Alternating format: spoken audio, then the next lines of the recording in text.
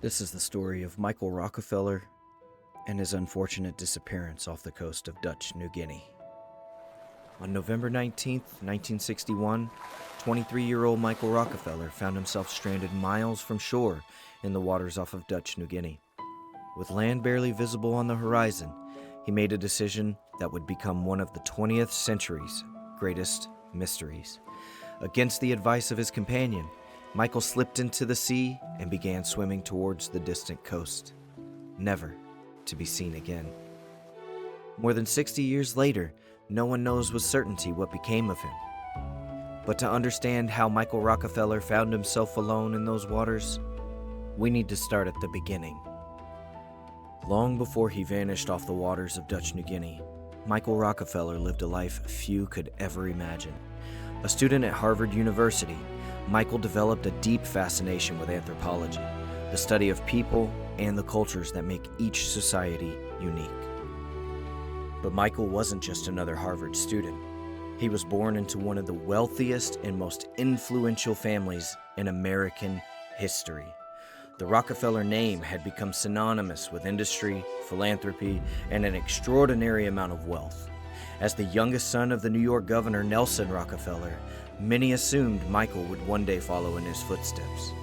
However, he wasn't searching for power or prestige. He was searching for understanding, a pursuit that would eventually lead him to one of the most remote places on Earth. His growing fascination with anthropology soon led him beyond the classroom and into the collections of Harvard's Peabody Museum. Among the museum's many artifacts, the cultures of Oceania captured Michael's imagination, unlike anything he had seen before. Before long, curiosity became ambition, and Michael set his sights on experiencing those cultures firsthand.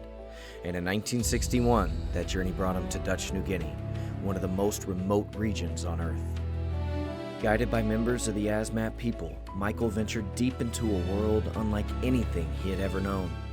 Each step revealed a culture unlike anything Michael had ever experienced.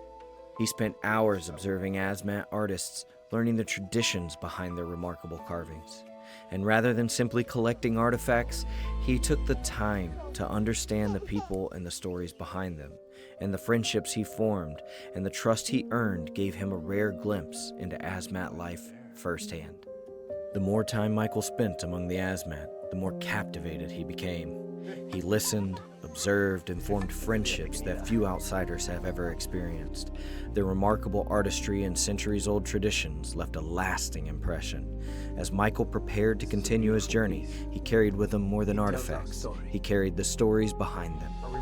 With weeks of exploration behind them, Michael and photographer Renee Wassing prepared for one final journey. Their destination lay farther down the coast where they had hoped to visit another Asmat village. But as the day wore on, the weather began to change. The calm waters quickly gave way to powerful swells that battered their small boat. With each passing wave, it brought them closer to disaster. Then, in an instant, everything changed. Hours passed as the four men clung to the overturned catamaran, hoping help would arrive. But with the shoreline still visible in the distance, Michael reached a decision. "I'll make it," he told Renee. "I think I can make it." And with that, Michael Rockefeller disappeared into the waves. It was the last time anyone would ever see him alive. As Michael disappeared beyond the horizon, Renee Wassing and the two Asmat men could do nothing but wait. Hours later, they were finally spotted and pulled to safety. Almost immediately, an extensive search was launched by air and sea. For days, search crews combed the coastline and surrounding waters, hoping to find any sign of Michael Rockefeller. After days of searching, the official rescue effort came to an end. Michael Rockefeller was declared missing. News of his disappearance quickly spread around the world, capturing headlines and fueling endless speculations. With no body and no definitive evidence, investigators were left with more questions than answers. One theory suggested that Michael survived the swim and reached the shore. Over time, stories began to emerge from nearby villages. They will guide the warriors. Some claimed Michael had made it ashore, only to encounter Asmat warriors, which the region had recently experienced violent conflict, leading some to believe fear and retaliation may have played a role in his fate. Yet despite decades of investigation, not one of these accounts have ever been conclusively proven. Michael Rockefeller's true fate may never be known. What remains are the remarkable works of art that he helped introduce to the world, and a mystery that continues to captivate historians more than 60 years later. His story serves as a reminder that some of history's greatest mysteries may never fully be answered. Thank you for joining me on Fast Forward History. If you've enjoyed this documentary, please consider subscribing for more stories from the past that continue to shape our understanding of the world. Until next time.